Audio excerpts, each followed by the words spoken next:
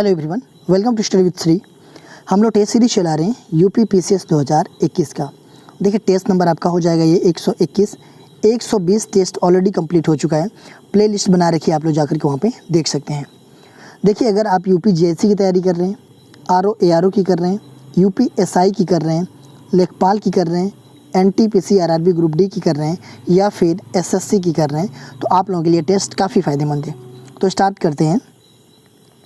First question है, निम्नलिखित कथनों पर विचार कीजिए। भारत एवं चीन की सीमा को मैकमोहन रेखा कहते हैं। भारत और अफगानिस्तान के बीच डूरंड रेखा है। भारत एवं पाकिस्तान के बीच रेड क्लिफ रेखा है। उपरोक्त में से कौन से कथन सही है? देखिए पहला ये बोल रहा है कि भारत और चीन के बीच कौन सी रेखा है? मैकमोहन रेखा है। बिल्कुल सही है।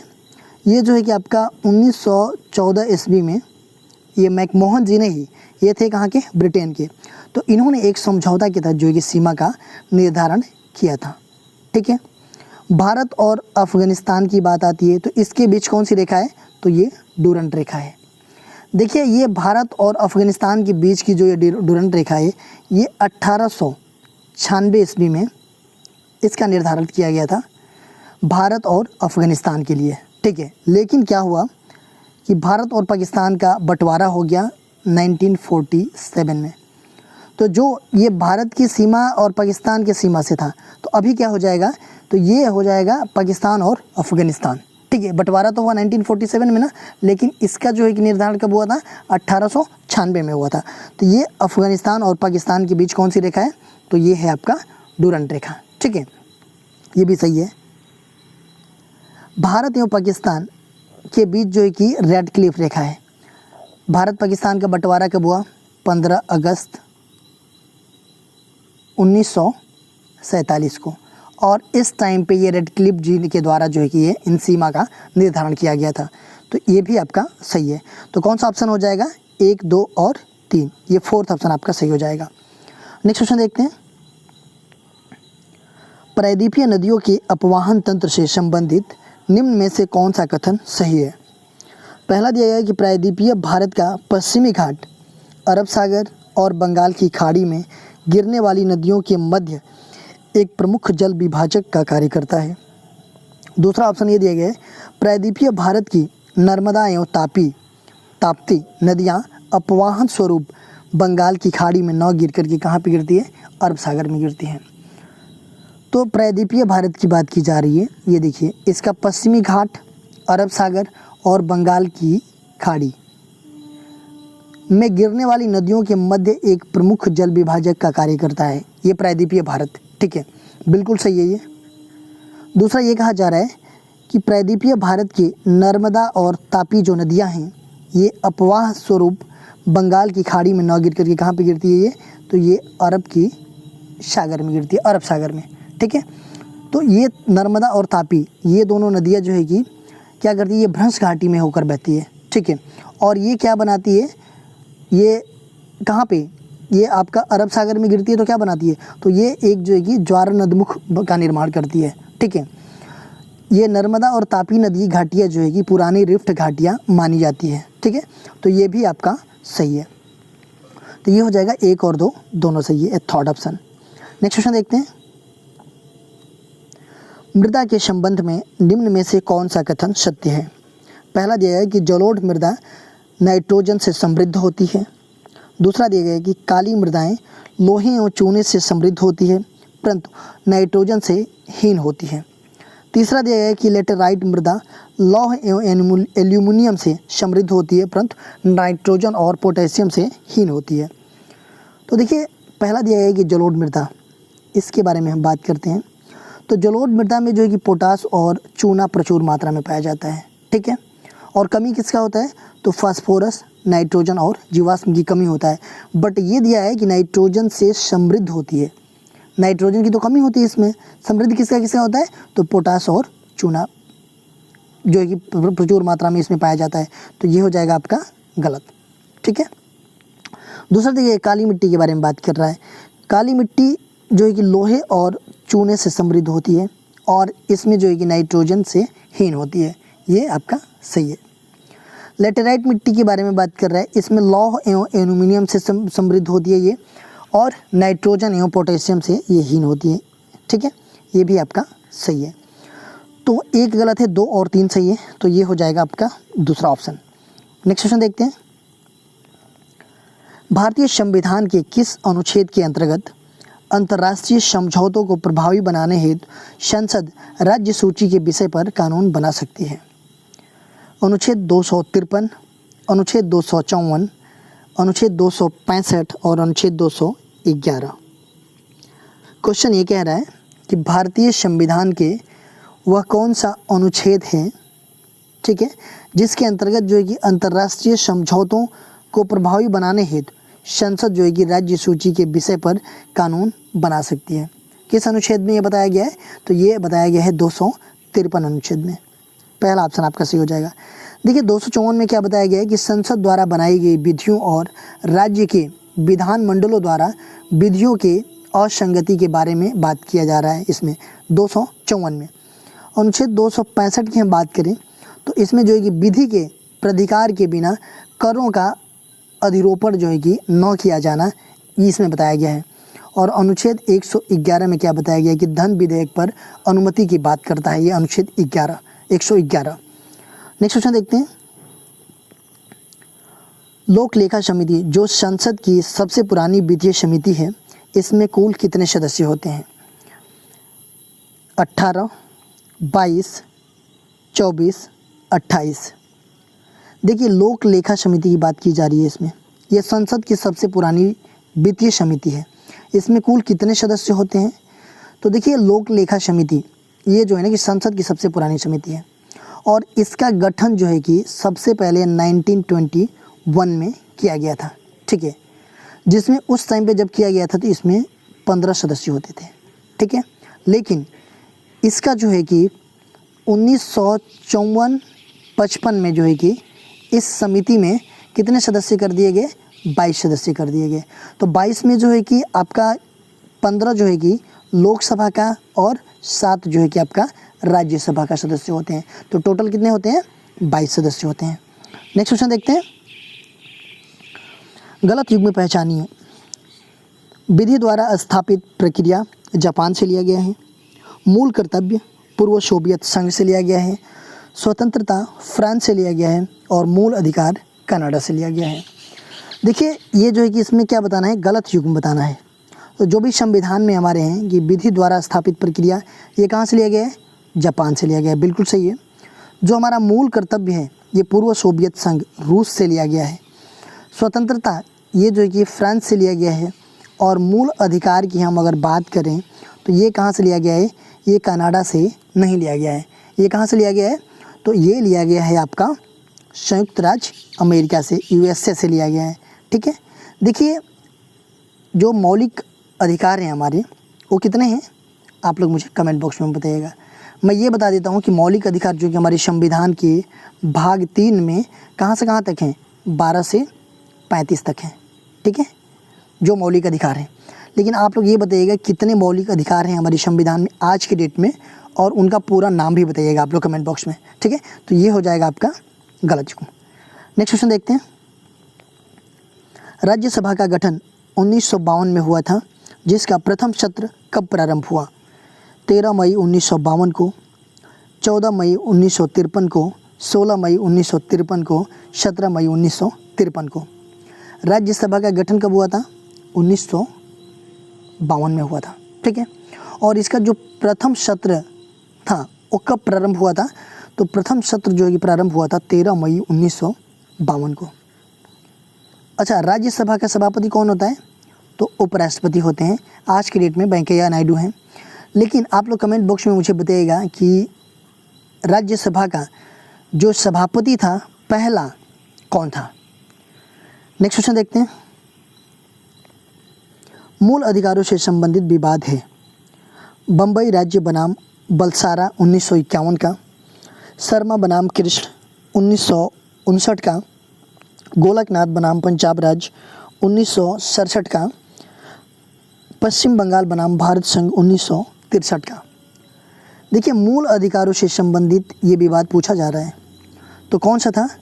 तो मूल अधिकारों से संबंधित विभाग था आपका ये तीसरा, गोलकनाथ बनाम पंजाब राज्य 1967 का केस। देखिए 1967 में उच्चतम न्यायालय ने क्या किया कि अपने ही पूर्ववर्ती विनिश्चयों को उलट दिया। किस केस में? तो गोलकनाथ बनाम पंजाब सरकार केस में, ठीक है। और निर्णय क्या दिया कि संसद जो है कि अनुच्छेद 368 के अधीन मौलिक अधिकार को समाप्त या सीमित करने की शक्ति नहीं रखता है, ठीक है। ये जो है कि इस टाइम पे 11 न्यायाधीशों का ये जजमेंट था। कौन? गोलकनाथ बनाम पंजाब राज्य। नेक्स्ट क्वेश्चन देखते हैं,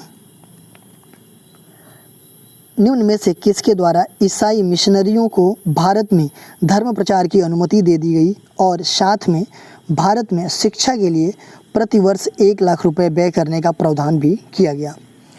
देखिए वो कौन सा अधिनियम था जिसमें ईसाई मिशनरियों को भारत में धर्म प्रचार की अनुमति दे दी गई, ठीक है। पहला, साथ में क्या किया कि भारत में शिक्षा के लिए प्रतिवर्ष 1 लाख रुपए व्यय करने का प्रावधान किया गया। ये दोनों चीज़ें कौन से अधिनियम में की गई थी? बहुत इंपॉर्टेंट क्वेश्चन है। देखिए कभी कभी बस इतना ही पूछ देता है कि ईसाई मिशनरियों को भारत में धर्म प्रचार की अनुमति दी गई कौन से अधिनियम में, या फिर साथ में ये भी पूछ सकता है कि भारत में शिक्षा के लिए प्रतिवर्ष 1 लाख रुपए व्यय करने का प्रावधान भी किया गया। किस अधिनियम के तहत? तो ये किया गया था चार्टर अधिनियम 1813 के तहत। ये फर्स्ट ऑप्शन आपका सही हो जाएगा। नेक्स्ट क्वेश्चन देखते हैं, राष्ट्रपति द्वारा संसद के दोनों सदनों के लिए कुल कितने सदस्यों को मनोनीत किया जाता है? पहला 14 सदस्यों को, दूसरा 10 सदस्यों को, 12 सदस्यों को एंड 16 सदस्यों को। तो देखिए ये दोनों सदनों की बात की जा रही है कि राष्ट्रपति द्वारा जो है कि संसद के दोनों सदनों के लिए कुल कितने सांसदों को मनोनीत किया जाता है। देखिए पहले क्या किया जाता था, राज्यसभा में 12 सदस्यों को मनोनीत किया जाता था, प्लस 2 जो है लोकसभा में एंग्लो इंडिया मनोनीत किया जाता था। देखिए राष्ट्रपति राज्यसभा में 12 सदस्यों को मनोनीत करता था अनुच्छेद 80 के 3 के अनुसार, ठीक है। और जो है कि 331 अनुच्छेद के तहत जो है कि राष्ट्रपति जो है कि लोकसभा में अंगल भारतीय समुदाय को मतलब 2 सदस्यों को करता था। लेकिन आज के डेट में ये जो 2 सदस्य हैं लोकसभा वाला, ये मनोनीत नहीं किया जाता है। अभी आज के डेट में केवल कितना किया जाता है? तो 12 किया जाता है, ठीक है। तो अब जो है कि क्वेश्चन आएगा, पहले जो है कि 14 सदस्यों को करता था दोनों मिला करके, लेकिन आज की डेट में पूछा जाए तो ये केवल 12 सदस्यों को मनोनीत करता है, ठीक है। नेक्स्ट क्वेश्चन देखते हैं, भारतीय संविधान का कौन सा अनुच्छेद भारत की विदेश नीति से संबंधित है?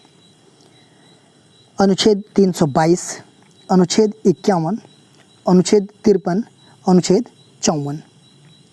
देखिए कौन सा अनुच्छेद भारत की विदेश नीति से संबंधित है? तो वो अनुच्छेद है आपका 51, सेकेंड ऑप्शन आपका। 322 अनुच्छेद जो है कि लोक सेवा आयोग के व्यय के बारे में ये बात करता है। 53 जो है कि संघ की कार्यपालिका की शक्ति के बारे में बात करता है, और 54 जो है कि राष्ट्रपति का निर्वाचन के बारे में बात करता है। नेक्स्ट क्वेश्चन देखते हैं, राज्य अपनी नीति का इस प्रकार संचालन करेगा कि आर्थिक व्यवस्था इस प्रकार चले जिससे धन और उत्पादन साधनों का सर्वसाधारण के लिए अहितकारी संकेंद्रण न हो। इसका उल्लेख किस अनुच्छेद में किया गया है? अनुच्छेद 39 का ग, अनुच्छेद 38, अनुच्छेद 333, अनुच्छेद 45 का क। देखिए राज्य अपनी नीति का इस प्रकार संचालन करेगा कि आर्थिक व्यवस्था इस प्रकार चले जिससे धन और उत्पादन साधनों का सर्वसाधारण के लिए अहितकारी संकेंद्रण न हो। इसका उल्लेख जो है कि हमारे संविधान में किस अनुच्छेद में किया गया है? तो ये किया गया है आपका 39 का ग में। ये फर्स्ट ऑप्शन आपका सही हो जाएगा। नेक्स्ट क्वेश्चन देखते हैं, किस अनुच्छेद के अंतर्गत राष्ट्रपति भारत सरकार का कार्य अधिक सुविधापूर्वक किए जाने के लिए और मंत्रियों को उक्त कार्य के आवंटन के लिए नियम बनाएगा? अनुच्छेद 76, अनुच्छेद 77 का 3, अनुच्छेद 78 का 2, अनुच्छेद 75। देखिए किस अनुच्छेद के अंतर्गत राष्ट्रपति भारत सरकार का कार्य अधिक सुविधापूर्वक किए जाने के लिए और मंत्रियों को उक्त कार्य के आवंटन के लिए नियम बनाएगा? किस अनुच्छेद के तहत? तो ये करेगा आपका अनुच्छेद 77 के 3 के तहत। सेकेंड ऑप्शन आपका सही हो जाएगा। नेक्स्ट क्वेश्चन देखते हैं। राष्ट्रपति पर महाभियोग की प्रक्रिया के तहत सदन की कुल सदस्य संख्या के कम से कम कितने बहुमत से संकल्प पारित होना आवश्यक है? कम से कम 2/3 बहुमत से, कम से कम 1/4 बहुमत से, कम से कम 1/3 बहुमत से और कम से कम आधे बहुमत से। राष्ट्रपति पर जब महाभियोग की प्रक्रिया के तहत जो कि सदन की कुल सदस्य संख्या में कम से कम कितने बहुमत से संकल्प पारित होना आवश्यक है? देखिए, अगर राष्ट्रपति के महाभियोग की बात करें हम, तो ये जो है कि अनुच्छेद 61 के तहत जो कि राष्ट्रपति पर महाभियोग चलाया जाता है। किस लिए चलाया जाता है? अगर राष्ट्रपति जी जो है कि क्या कर रहे हैं कि संविधान का अतिक्रमण किया जा रहा है अगर उनके द्वारा, तो तब जाकर के राष्ट्रपति पर महाभियोग की प्रक्रिया चलाई जाती है। और जो 2/3 बहुमत हैं, कम से कम जो है कि बहुमत 2/3 संकल्प पारित होना चाहिए 2/3 से, ठीक है। ये फर्स्ट ऑप्शन आपका सही हो जाएगा। अच्छा, एक चीज़ बताइए हमें कि भारत में अभी राष्ट्रपति पर अब तक महाभियोग चलाया गया है किसी भी राष्ट्रपति पे या नहीं चलाया गया है? वो कमेंट बॉक्स में हमें बताइएगा कि भारत के किसी भी राष्ट्रपति पर महाभियोग चलाया गया है या नहीं चलाया गया है। नेक्स्ट क्वेश्चन देखते हैं। महत्वपूर्ण साहित्यकार एवं उनके जन्म स्थल के गलत युग्म बताइए। रामानंद इलाहाबाद, रैदास काशी, रसखान अमरोहा, मलिक मोहम्मद जायसी आगरा। देखिए, रामानंद की बात करें तो इनका जो है कि जन्म स्थान इलाहाबाद में है। रैदास ये बनारस काशी में जन्मे हुए थे। रसखान जो है कि अमरोहा में, और मलिक मोहम्मद जायसी की बात करें तो ये आगरा में नहीं जन्मे थे। ये कहाँ पे जन्मे थे? तो ये लखनऊ के पास में जो है कि एक जायसी नामक स्थान पड़ता है, वहाँ पे इनका जन्म हुआ था, ठीक है, जायसी। तो ये आपका गलत हो जाएगा। नेक्स्ट क्वेश्चन देखते हैं। उत्तर प्रदेश के प्रमुख उद्योग एवं उनके स्थल का गलत युग्म बताइए। दिया सलाई निर्माण कहाँ पे होता है? सहारनपुर। बांसुरी निर्माण पीलीभीत। पेठा उद्योग आगरा। बेत की छड़ियाँ पीलीभीत। तो उत्तर प्रदेश में कुछ उद्योगों का नाम दिया गया और उनके स्थान का ये गलत युग्म बताना है। देखिए, दिया सलाई कहाँ बनाया जाता है? इसका निर्माण सहारनपुर में। बांसुरी का निर्माण पीलीभीत में होता है। पेठा, आगरा के पेठा आप लोगों ने सुना होगा, आगरा में प्रसिद्ध है। और बेत की छड़ियाँ ये जो है कि आपका पीलीभीत में नहीं, ये कहाँ पे होता है? तो ये जो है कि बरेली में, ठीक है। ये वाला गलत है आपका, चौथा ऑप्शन। नेक्स्ट क्वेश्चन देखते हैं। उत्तर प्रदेश के प्रमुख बांध एवं नदी का गलत युग्म बताइए। कन्हार बांध कन्हार नदी पर, मेजा जलाशय बांध बेलन नदी पे, राजघाट बांध अर्जुन नदी पे और मौदहा बांध बिरमा नदी पे। तो उत्तर प्रदेश में बांध और किस नदी पे ये सिचुएटेड है, इसका गलत युग्म बताना है। देखिए, कन्हार बांध ये आपका कहाँ पे? कन्हार नदी पे है, ठीक है। मेजा जलाशय बांध ये बेलन नदी पे है, ये भी सही है। राजघाट बांध ये अर्जुन नदी पे नहीं है, ये कहाँ पे है? तो ये राजघाट बांध जो कि उत्तर प्रदेश के ललितपुर ज़िले में है, बेतवा नदी पर, ठीक है। और मौदहा बांध ये बिरमा नदी पे है। तो ये गलत हो जाएगा, तीसरा ऑप्शन, ठीक है। नेक्स्ट क्वेश्चन देखते हैं।